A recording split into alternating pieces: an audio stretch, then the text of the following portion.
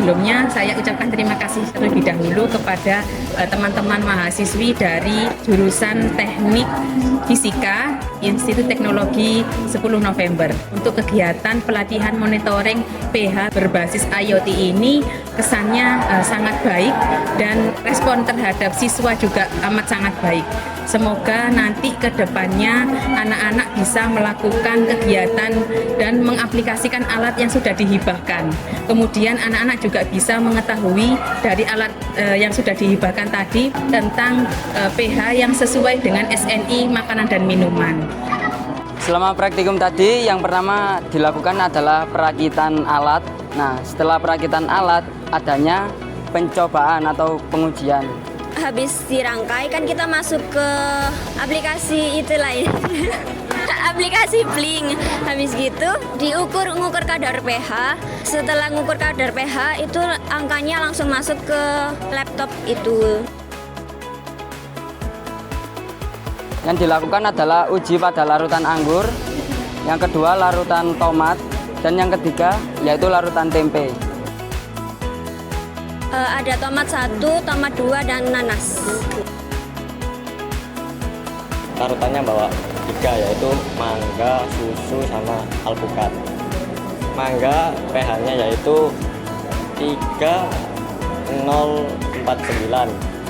Kalau susu 5,244 dan alpukat 5,738. Kalau nanas hasilnya 4, kalau tomat 1 itu 5, sama tomat 2 itu hasilnya 6. Pada larutan anggur terdapat nilai 4,5, pada tomat terdapat 4,8, dan pada tempe terdapat 5,2. Ilmu baru mungkin mengetahui cara-cara teknologi, tentang teknologi itu bisa dicampurkan ke kayak mengecek pH, terus bagaimana penggunaan coding. Mungkin kalau coding mungkin di informatika, kalau di pH mungkin di pelajaran jurusan yaitu PMHB, pengawasan hasil mutu pertanian. Ya, ada yang sebagian ngukur-ngukur pH, ada yang kadang meneliti kadar gula gitu-gitu. Pertama-tama aku baru tahu kalau ada ilmu tentang IoT, tentang perkembangan mengukur pH langsung masuk ke dalam laptop tersebut. Jadi itu ilmu baru sih buat aku. Pinginnya sih di ini ya, di pertanian bagian kayak ngecek pH-nya tanah ini cocok apa enggak buat berkebun gitu. Bagi saya sih yang paling cocok itu pelajaran ilmu pengetahuan alam. Karena di situ kan ada kayak fisika, kimia, sama biologi. Karena yang tadi itu fisika mungkin cocoknya di situ. Nah, hal baru yang saya dapetin yaitu sangat berbeda pada pengujian pH dengan alat yang baru dengan yang biasa kita lakukan, yaitu dengan kertas lakmus. Yaitu alat yang baru ini sangat cepat untuk menangkap pH dengan secara akurat. Untuk penerapan yang bisa dilakukan terutama untuk di lab tentunya, yaitu kita bisa melakukan uji pH terlebih dahulu pada sampel yang akan kita ujikan, supaya pada saat melakukan proses pengujian, semisal uji kadar protein, terdapat hasil yang memuaskan.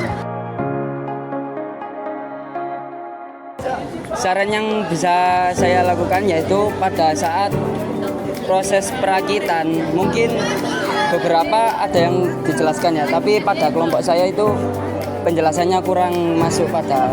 Nah, mungkin bisa dijelaskan dengan secara simpel yang bisa masuk ke otak-otak anak siswa SMK. Enggak sih, so far so good untuk acara ini, bagus banget ya kakak-kakak, ya asik banget, gacor banget ya intinya.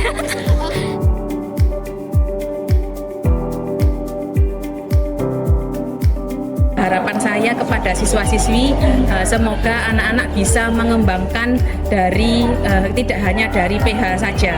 Jadi nanti bisa ke kayak pengujian-pengujian yang lain, tapi juga tetap berbasis IoT.